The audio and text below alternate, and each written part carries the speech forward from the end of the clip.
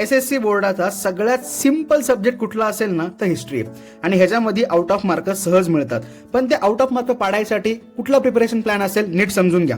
2 महिने राहिलेत आणि आपल्या प्रिपरेशन प्लॅन मध्ये आपण क्वेश्चन टाईप वरती फोकस ठेवणार आहोत. व्यवस्थित ऐका, व्यवस्थित प्लॅन तुम्हाला नक्की समजून येईल.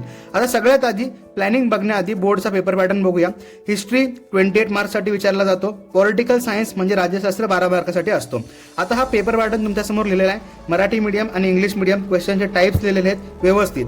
आता ह्या पूर्ण पेपर पॅटर्न मध्ये जर नीट बघितलं तर क्वेश्चन नंबर 4 जो आहे उतारा आणि त्यावरचे प्रश्न, पॅसेज आणि क्वेश्चन्स हे फ्री मधले मार्क आहेत. जे तुम्ही लँग्वेज मध्ये करतात तेच तुम्हाला या ठिकाणी करायचं आहे.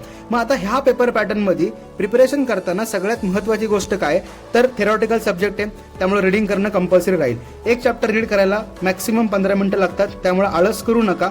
टाइम अजून पण हातामध्ये व्यवस्थित प्रिपेअर केलं तर आपल्याला आउट ऑफ मार्क मिळतील आणि हाच सब्जेक्ट तुमचा मॅथ्स आणि सायन्सचा बॅकलॉग भरून काढेल. त्यामुळे प्रिपरेशन नीट करतात. नंतर रीडिंग करताना नेम, प्लेस यांना अंडरलाईन करा, ते आठवण्याचा प्रयत्न करा. प्रत्येक दिलेला क्वेश्चन व्यवस्थित प्रिपेअर करा. अजिबात एकही क्वेश्चन स्किप करू नका. सगळे IMP क्वेश्चन्स पुढच्या रीलमध्ये मिळतील, लोड घेऊ नका. नंतर पॉईंट वाईज आन्सर लिहायचे, त्यामुळे पॉईंट वाईज सिक्वेन्स डोक्यात ठेवा. हे बेस्ट लेवलला प्रिपेअर करण्यासाठी मिनिमम 2 टाइम्स रफली नोट डाऊन करा.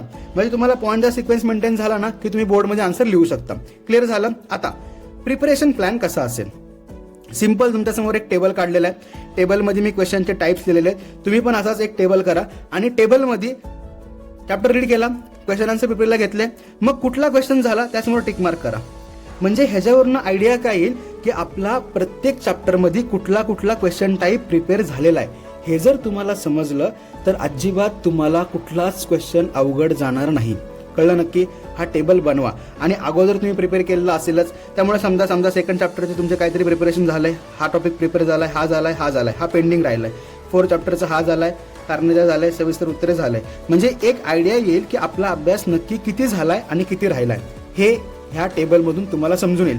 सेम टेबल तुम्ही कुठं करताल तर राज्यशास्त्राला करा, अजिबात लोड घेऊ नका. सेम या टाईपमध्ये टेबल व्यवस्थित प्रिपेअर करा. प्रिपरेशन करताना अशी काळजी घ्या की प्रिपेअर झालं की ह्या ठिकाणी नोट डाऊन करायचंय. क्लिअर? आता इतिहासामध्ये बघा, हे जे चॅप्टर्स आहेत हे इझी आहेत, पटकन होऊन जातील. हे थोडेसे हार्ड्स आहेत कारण ह्याच्यामध्ये नावं आहेत, सगळ्या गोष्टी डोक्यात ठेवायच्यात, त्यामुळे हे नक्की वाचताल. हे नाही वाचले तरी चालतील पण हे तर वाचणं गरजेचंच आहे. क्लिअर झालं? आता